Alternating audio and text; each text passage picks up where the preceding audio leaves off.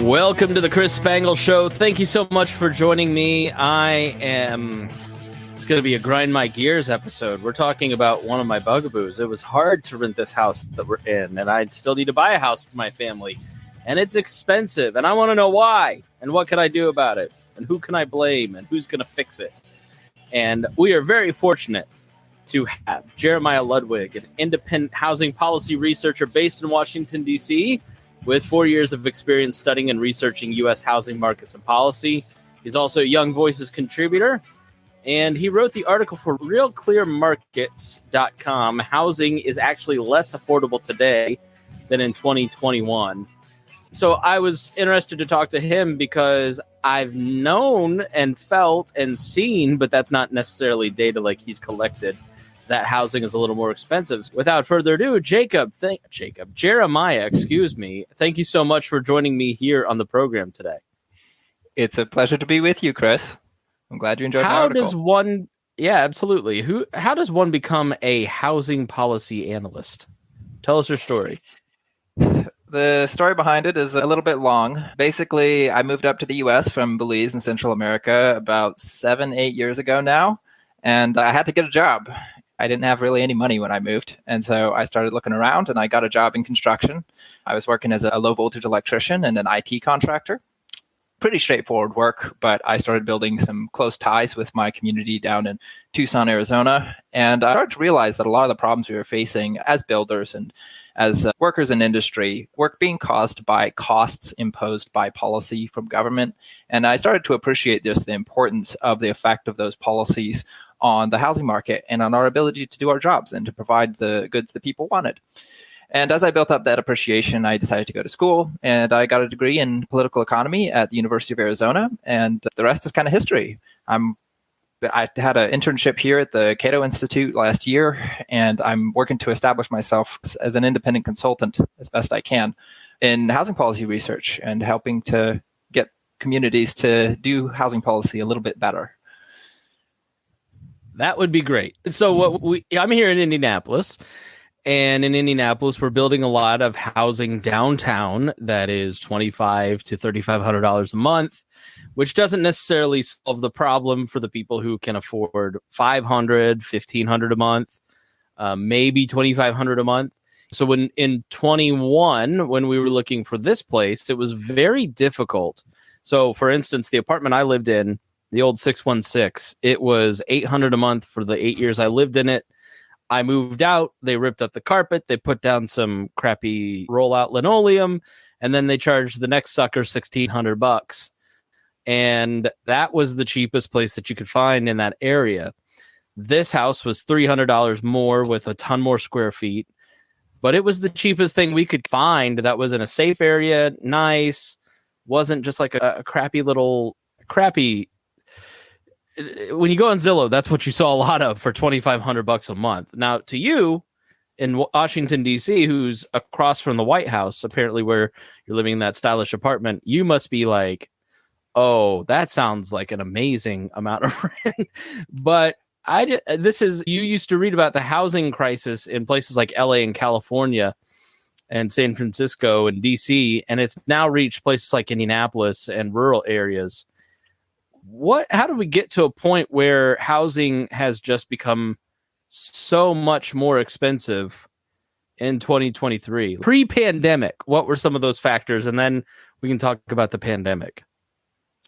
So there's a complicated question, but a really important question. And effectively, you're preaching to the choir as far as expensive housing is concerned. I pay $1,400 a month for literally a shoebox that has shared amenities on everything. And it's literally the cheapest thing you can possibly find in the DC area.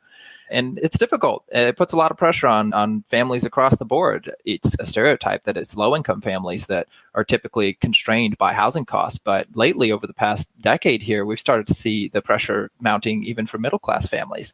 And it can become a real struggle because it pushes other things out of your budget.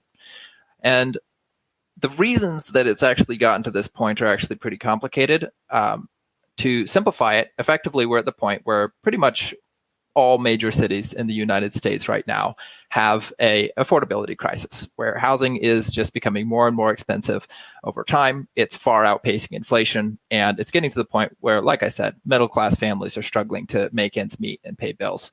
In cities like Washington, D.C., New York City, Boston, L.A., San Diego, things have just gotten ridiculous expensive, with your average apartments actually selling at $800,000 to $1 million each. It gets to an extreme degree in those kind of places, but it's even spilled out into places like Indianapolis. And by and large, for cities, the cause of the problem has been supply shortages. So the history goes back a little bit further than just pre-pandemic. It's a problem that we've been dealing with since the early 60s, actually, where in the early 60s, we saw a major shift in how we do a lot of housing policy, where we started becoming much more strict, particularly with zoning. We started making it so that the space within which you can build on a particular plot became smaller and smaller. We started pushing down the height limits. We started requiring more and more setbacks from the streets. And it made it so that you were less economical in making use of your particular plot of land. And what that did is it just made it so that less housing ended up getting built. We had a lot of problems where a lot of affordable housing typologies started to become harder to produce and harder to sell. Anybody in your audience is old enough, they'll remember that back in the 60s and 70s, there was a big boom with mobile homes, but you don't really see those around so much anymore. They're not a common way to think about like affordable housing.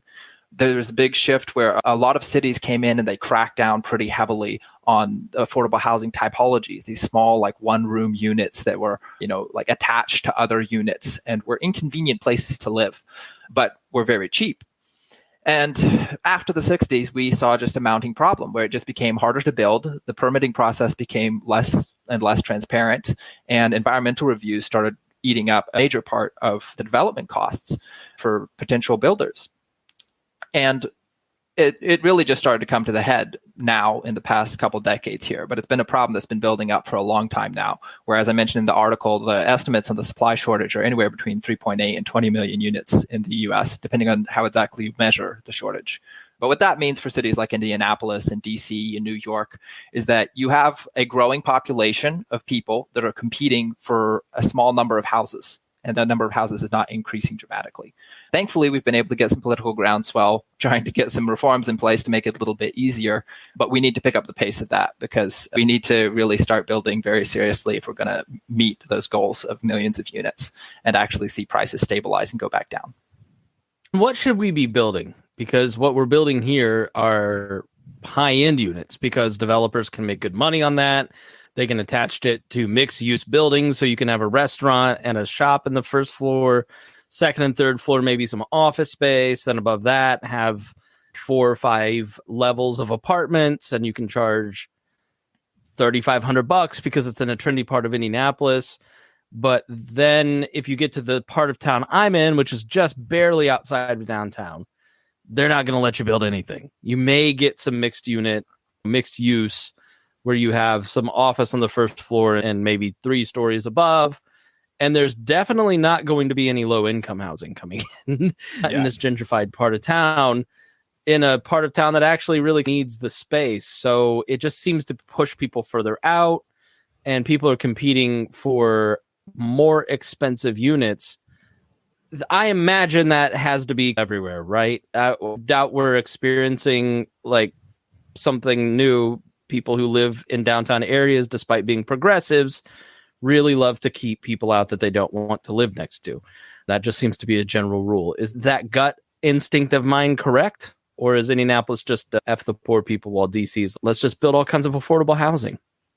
It's definitely not unique. Virtually every single city in the United States, every incorporated city has some type of zoning code, which severely limits what can actually be built within the city. And as a result, a lot of new developments tend to be pushed out. One reason that you tend to see a lot of the new units tend to be a bit higher income is because you're working on the margin within the market.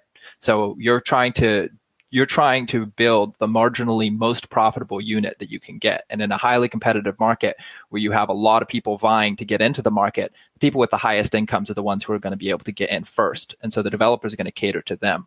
If you want to reach down to those people who are lower in the income tiers, you have to build a lot more housing. You have to satisfy the demand of those people who have the most income, because they're going to price you out, obviously. And then once they have the housing that they want, then you can start building lower quality housing, just because that's where there's going to be lower margin for profits, but it'll still be sufficiently profitable that developers will continue to build at that point. That kind of makes sense why they start there, and then it has worked its way out, because the people who can afford, I don't know how people or why they'd want to live in downtown, kind of that highly mobile Indianapolis is just like a very commuter city. So it's just interesting in a fast growing city to see that core pop up. So in terms of general housing and how we can build affordable housing, what would you recommend? What should we see cities start to target? Is it repealing those zoning laws first, or is there a type of housing being built and a strategy that you really like that kind of solves this problem?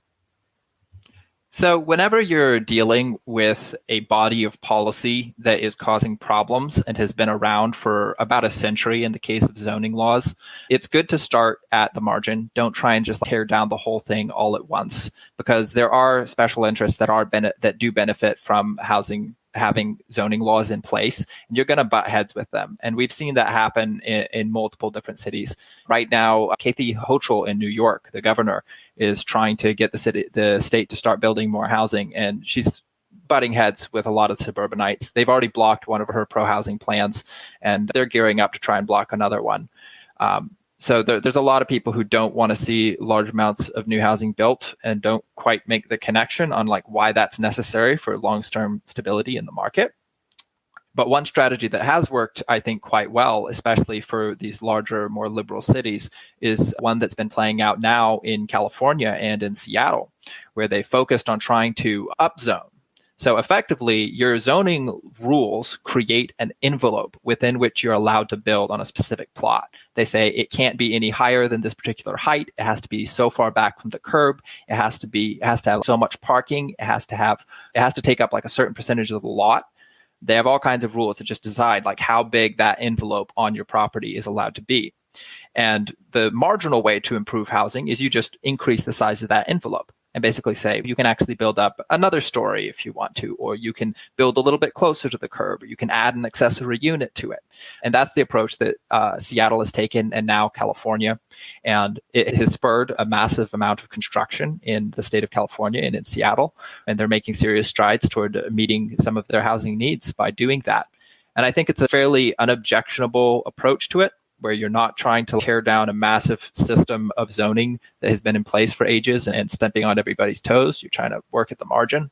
Because a classic pushback against upzoning is you're going to be building a massive apartment building right next to my like single family home out in the suburbs. Why are you doing that? I don't want to have to deal with all this mess, like months of construction, disruption to public services, just increased stress on everything in my community and in my schools and in just everything across the board, because everything has to be scaled up as you bring in more and more population, obviously.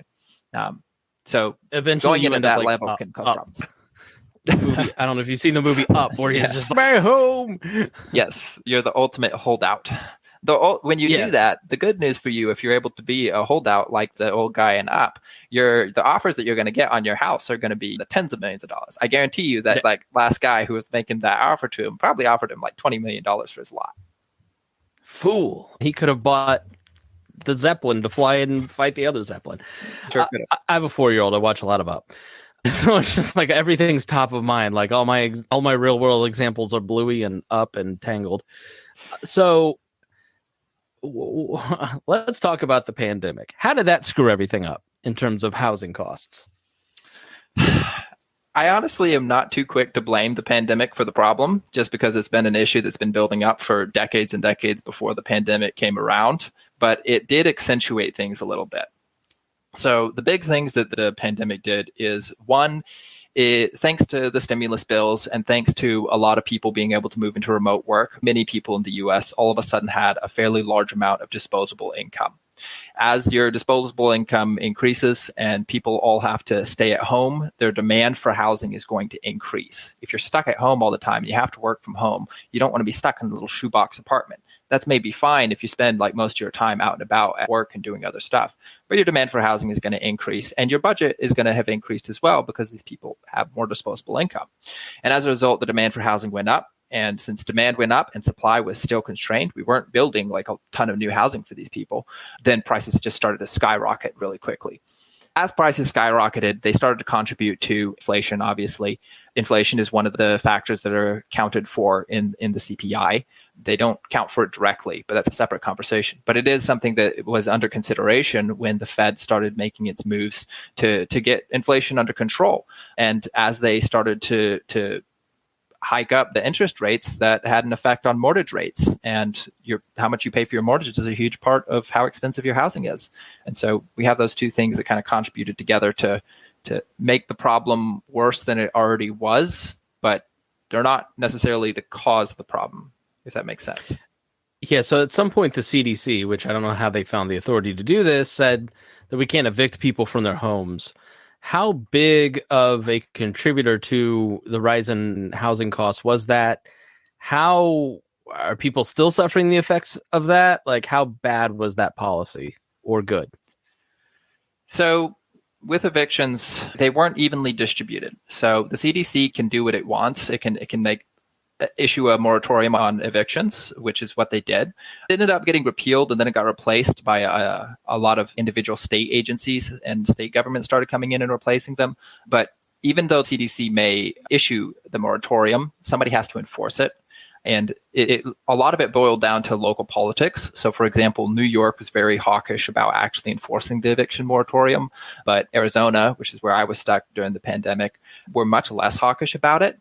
What happens, though, when you have a really severe eviction moratorium in place is it makes it much riskier for landlords to rent out to anybody. And they have to account for that risk somehow. They can't just continue renting out their apartments to whoever they want. They're going to start being much more careful with how they rent things out, because if they can't kick you out, they're basically stuck with you for the foreseeable future. And if you trash the apartment, if you refuse to pay rent, like, that's a huge liability for them. And so they're gonna convert that risk into the amount that you pay for your rent.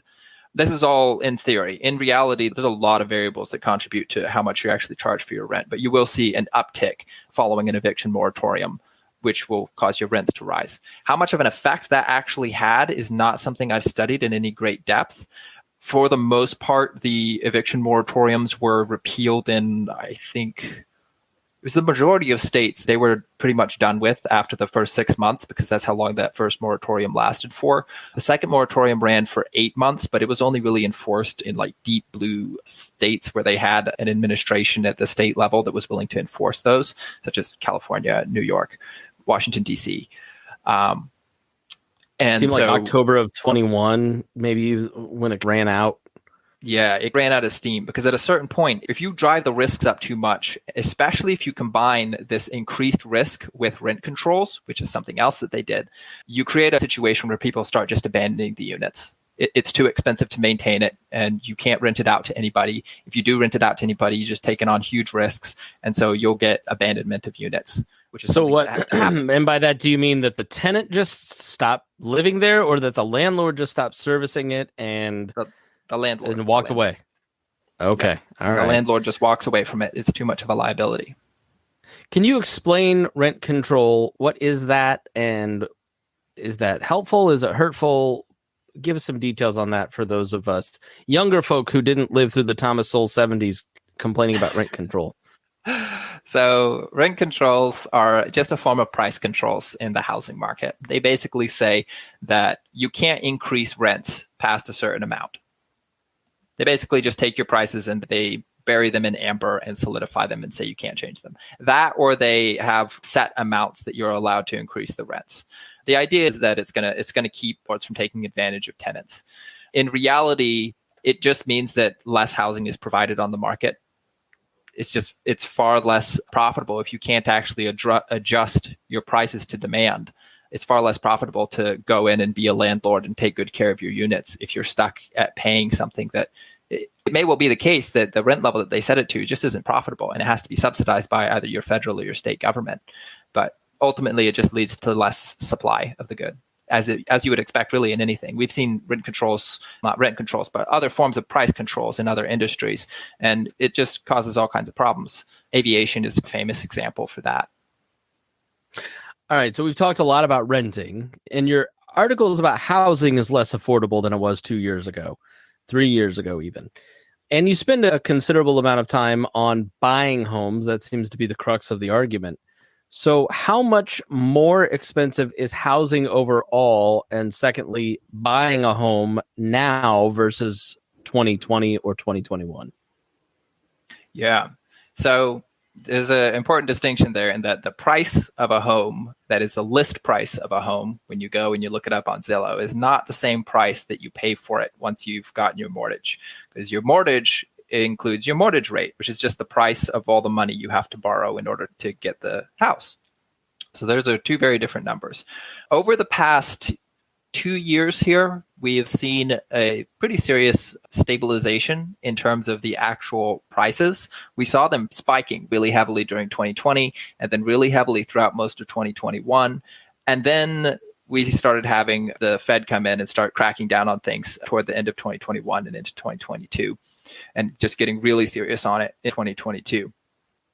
And as a side effect, we saw the rate at which prices are increasing decrease. They haven't gone negative in most markets. And in the US as a whole, prices aren't actually going down. They're still going up. In other words, people aren't losing value in their home that they purchased. Compared to inflation, they might be, but compared to the value that they paid for it when they originally bought it, yes, it's technically worth like more dollar amounts. Long story short, though, my point there with explaining that is that your list prices have started to stabilize a lot. But since interest rates have gone up significantly, that correlates to a much higher price that you actually pay in buying the home, just because your monthly mortgage payment is just going to be that much higher. And I obviously, in the article, I'm referring specifically to 30-year fixed rate mortgages, because those are your standard mortgages. They're about 70% of your mortgages. There are other ways to buy housing. Some of them are going to be a little bit more affordable when the interest rates are really high. But by and large, your 30-year fixed rate mortgage is your standard. And when the interest rate on that type of mortgage goes up significantly, as it has, you end up with a lot of really serious price increases in terms of the mortgage payment that you pay. But that doesn't necessarily mean that you're seeing more expensive list prices. In cities like Los Angeles and San Diego and a lot of other just general West Coast cities, we see prices falling pretty consistently. But that doesn't mean that things are more affordable. That doesn't mean you're paying less for your mortgage now. I wrote the article to give people a word of caution on that, because it's easy to be going around on something like Zillow and, oh God, this house is $250,000 off. It's like, wow, what a huge discount. That doesn't mean it's going to be actually cheaper for you to buy. And you need to really bear that in mind and keep that in context of like how much that house would have cost a year ago, 2 years ago. Keep that in context, because it's a marketing ploy on part of a lot of the sellers and on part of the real estate industry, where they're trying to bring people back into the market, and they're offering all kinds of concessions and price cuts to get that to happen. But it's very important to treat that with a certain degree of caution and not feel like you've got a deal because it was 30% off, when in fact you're just paying even more. You're just paying it to different people. So essentially, instead of the homeowner getting 60%, that 30% or 60% or whatever, you're just paying more in mortgage. Yeah. Because the mortgage rates have been increased. Yep. Okay. So how much more expensive would you say? If you were to put like an average on it, if I were to buy the house that I'm living in right now, we rent, but obviously we've been waiting for the market to cool down, which probably was foolish based on this interview. We've been waiting for the market to cool down before we go and buy a house, and prices will come down. And now, of course, interest rates have gone up. If I were to buy the house that I'm in now, this 2,500 square foot home in 2021 versus 2023, what would the average be that the price increased on? The amount I'm paying, essentially. In terms of the amount that you're paying on your mortgage, or compared to your rent. Yes. Yeah. Mortgage, let's say the monthly payment, right? Because I know in the article you had a specific number where, yeah, okay, you could have bought this house for $100 a month, but now it's $2,600 a month, or forget what the example that you used. Yeah. I used a 400K house, and I just ran the numbers based on the interest rates back in 2021 and 2022 as compared to now. And basically in the article, I make the case that it's about 25% more expensive now. You'd have to have a 25% cut in prices to be at the same level of affordability with your mortgage today as it would have been if you had bought the same house at the same price back in 2021. For your specific house, it would depend on like what your house was priced at back in 2021 and what it would be priced at now, because there's going to be variation in that. Obviously, a $400,000 house in 2021 is going to be a different house than a $400,000 house now, just because it's more expensive. You got to buy less house with $400,000. So do you see? Go ahead. Just a really important context note with this. One important thing to bear in mind is that it really doesn't look like things are going to become more affordable. I did mention earlier that there has been a broad push in a lot of different municipalities to encourage more housing construction, but it takes time for housing to actually be built. And so the positive effects of that new wave of policy is not going to come into effect for a few years at least.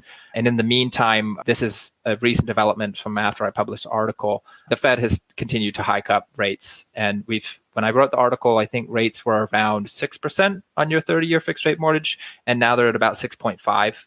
And bear in mind, that's just the base rate. That's not the final amount that you would pay, because there's a lot of other fees that come along with having to buy your home insurance and your mortgage insurance and all other kinds of fees associated with actually buying a home. I was just focusing very narrowly just on that base interest rate. Sure. Now, you're not a financial planner, nor are you a magician, a fortune teller, all the disclaimers, right?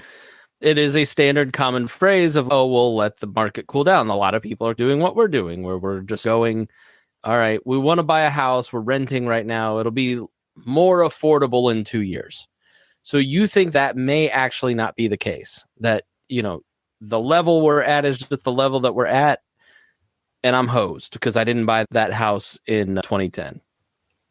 I think that things are going to improve. Okay. Don't get me wrong on that. I do think that a lot of this movement to build new housing has really taken a root. And the good news is it's bipartisan. People are trying to politicize it, but by and large, it is a bipartisan movement. And I think it's going to see some really positive returns over the next few years.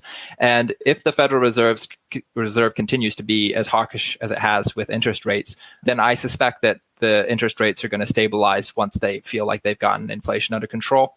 And once we see those two effects come into play together, with the interest rates going back down while prices also go back down, we'll see a massive improvement in affordability. In the meantime, I do suspect that there is going to be a crunch for a lot of people. And it's a tough thing, but there's not a lot of really short-term solutions to it, unfortunately. Yeah, and the more they try to help, the less they're going to help. Yeah. All right. Well, bring in new programs just brings in more bureaucracy. Yes, I'm not going to go full Reagan, but we all know the quote. Shameless self-promotion, Jeremiah Ludwig. Thank you so much for your time. Where can people follow your work if they want to know more? You can find me at Ludwig_Jeremiah on Twitter, and that's probably the best place to find me. I'm fairly active. All right. Well, thanks for joining me. It's a pleasure, Chris. Thank you so much for having me. And thank you, listener, for joining me here on the program. We really enjoy having you here. And he just disappeared and freaked me out. So my apologies. Normally they hang out, but it's all good. Really interesting interview. We hope it helped you. If you learned something, if you found something interesting, then please share it with your friends. That's the best way to help any content that you like grow. So thank you for listening here on The Chris Spangle Show.